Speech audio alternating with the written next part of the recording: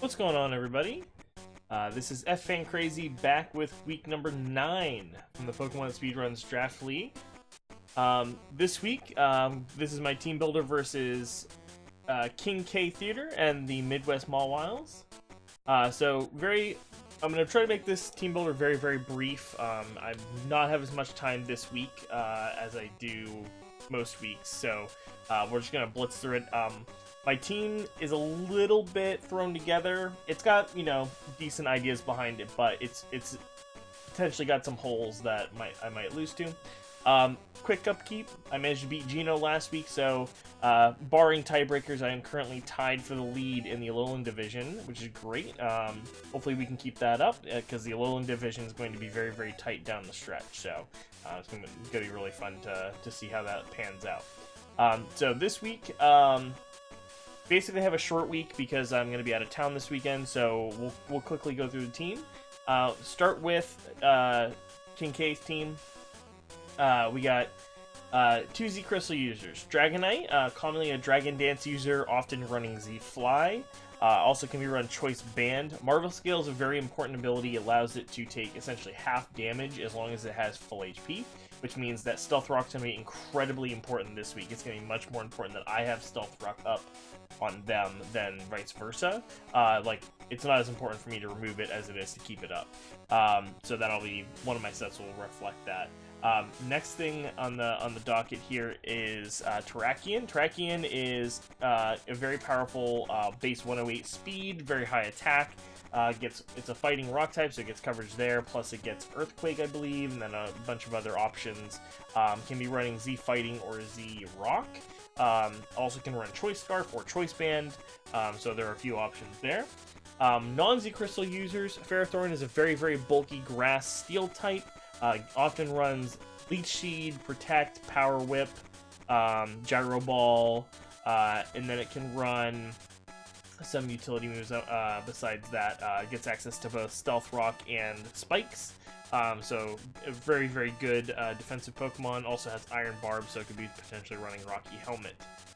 Next up is Entei. Entei is a very good Choice Band user. You could also run it defensively, more bulky as well, sort of similar to Arcanine.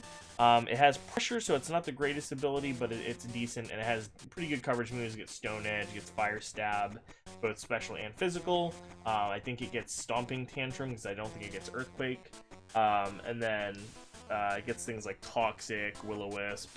I don't know if it has very good recovery besides Leftovers, but it can also be run with Assault Vest, among other things.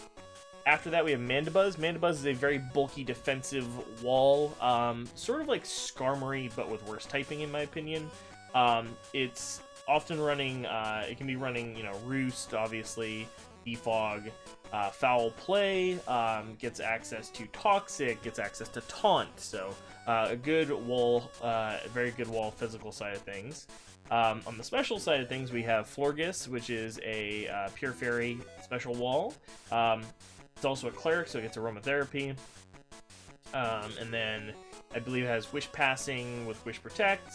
Toxic, I believe it has Toxic. It also has Synthesis. It also has Moonblast, so quite a few different options there. Next is Tentacruel. Tentacruel is a sort of a fast, specially defensive spinner. It gets decent stab in Sludge Bomb and Hydro Pump / Surf / I believe Scald. It also gets access to Toxic Spikes and can absorb them as well.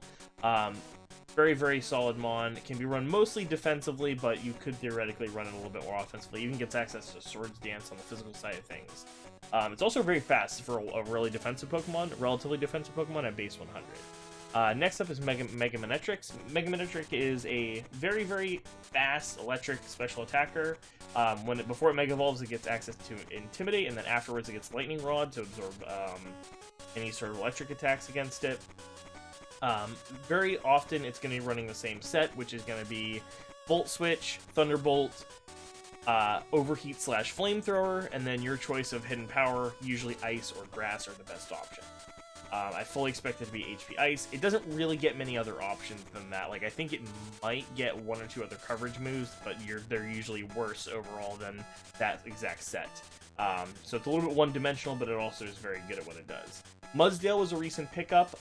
Mudsdale is a very physically bulky ground type. Also can be run Assault Vest, can also be run Choice Band, but usually it's going to be like a defensive leftover set with Stealth Rocks, Earthquake, that kind of thing. Haunter is a surprisingly good, not fully evolved Pokemon offensively. It's basically very often either Life Orb or Choice Scarf. It gets access to Trick. It's got Levitate, unlike Gengar. Gengar lost Levitate this generation. And then, gets the normal, things like Sludge Bomb, Shadow Ball, Hidden Power, Trick. It gets all sorts of different things along those lines. And then, lastly is Vikavolt. Vikavolt is a very slow but powerful Bug Electric type. It can run Agility. It can run, Dual Stab. It can run Volt Switch. So it's a very, very solid mon in that department as well. It's actually surprisingly bulky as well in some aspects. So overall, the most important threats are Dragonite, Terrakion, and Entei, in my opinion. Those are going to be the most important ones that we have to pay attention to offensively, and then defensively, Mandibuzz and Ferrothorn. So on our team, leading things off, we have a kind of a weird Landorus set. I mean, the EV spreads are a little bit all over the place, but it's there to help me beat both Terrakion and Dragonite. Hidden Power, or not Hidden Power, but Rockium Z for Stone Edge help with Mandibuzz. It OHKOs it after Stealth Rocks. It also helps with getting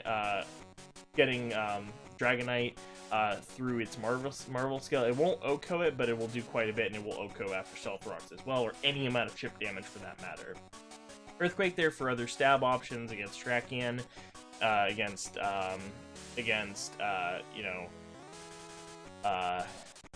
Entei. Entei is very good against Entei. It's decent against a few of its other mons like Tentacruel, and it's good against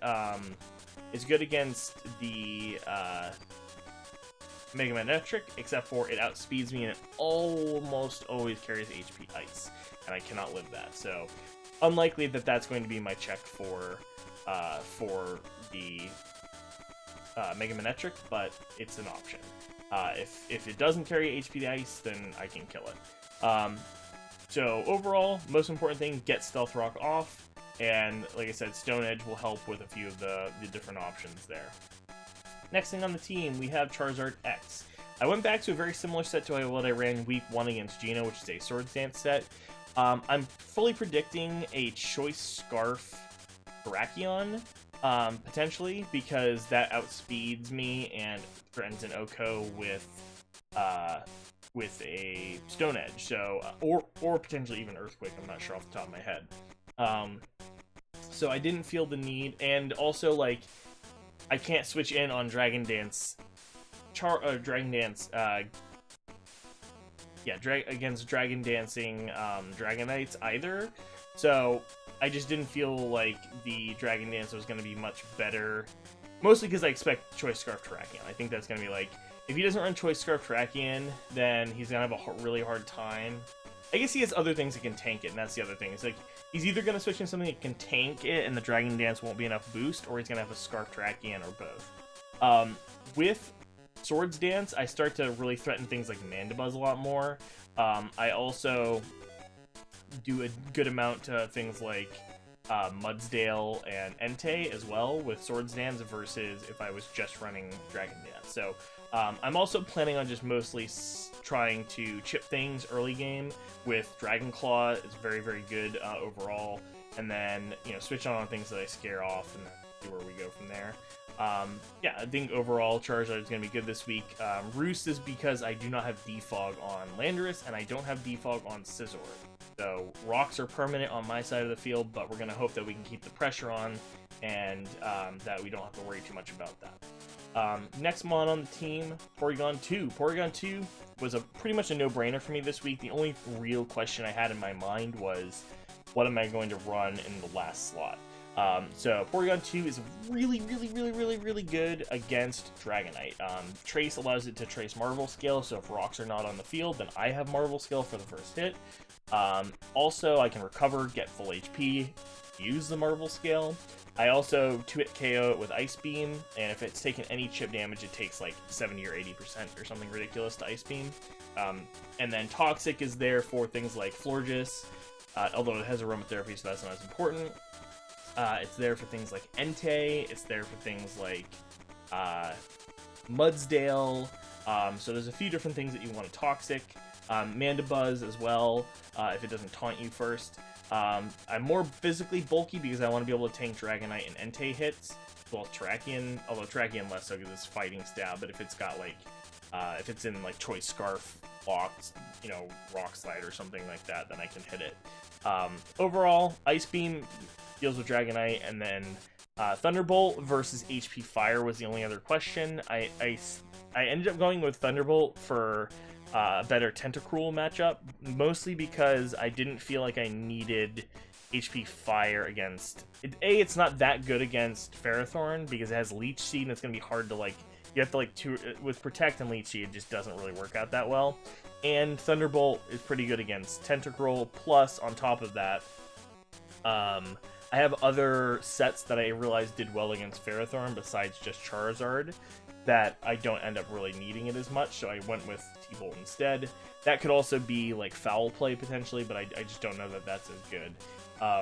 Yeah, overall, really happy with Porygon 2. It's my primary Dragonite check. Next up, this is a bit of a weird set. I have not yet run something like this, which is a Choice Scarf Celebi. It was kind of spoiled earlier. I didn't click off onto Landorus. Yeah, Choice Scarf Celebi. The main impetus for this set was helping me check non-scarfed Terrakions. I also crush like a lot of other things like Mudsdale. I crush. I do quite a bit to Tentacruel.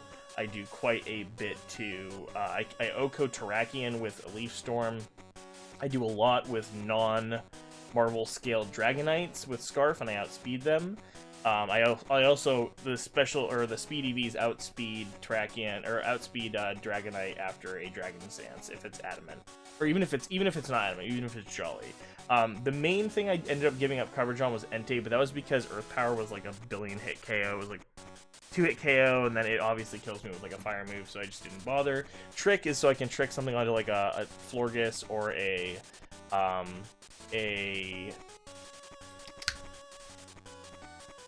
cannot remember the name of this Pokemon. Ferrothorn. I can trick onto one of those Pokemon, especially Ferrothorn. Even Mandibuzz potentially, if I'm like in the part of the game where I don't need Celebi as much, I can trick onto something like Mandibuzz and essentially cripple them. So yeah, that was better than U-turn in my opinion, in that particular instance, because I don't think I'm gonna be. I think I'm gonna be staying in because I think it's gonna be more of a surprise that I even have Scarf. So unlike something like Scizor, where you often U-turn out because they know that you could be Choice, or same thing with Landorus even, I think on Scarf Celebi, it's more important to have Trick so you can come in and trick something and cripple it, because they're not going to be necessarily... something might just die that isn't expecting to die to Celebi, basically. So, really excited about this set. Next up, I went with Choice Band Scizor.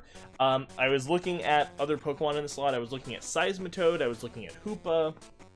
I had a bunch of other options on the table, and then I was like, man, Terrakion's kind of annoying. Like, even though I have this Celebi, it's a really annoying if it's like in certain situations, like if it's Scarfed or if it's just like I'm low health.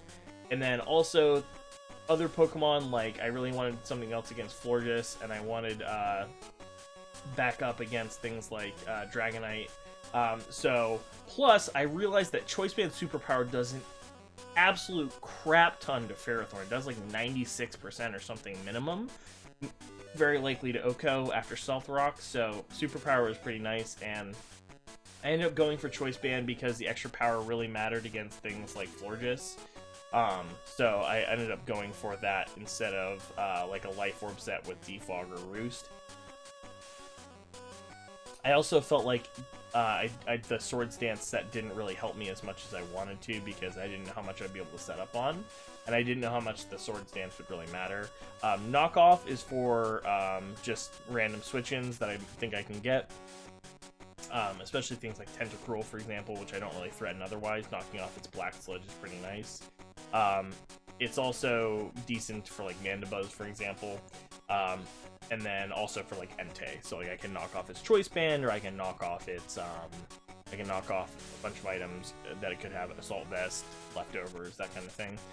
So I think that was a good last slot. Pursuit only really made sense for Haunter, but the thing about Haunter is it dies the Bullet Punch, so it's not really that big of a problem. It can't stand on me even if it's Scarfed.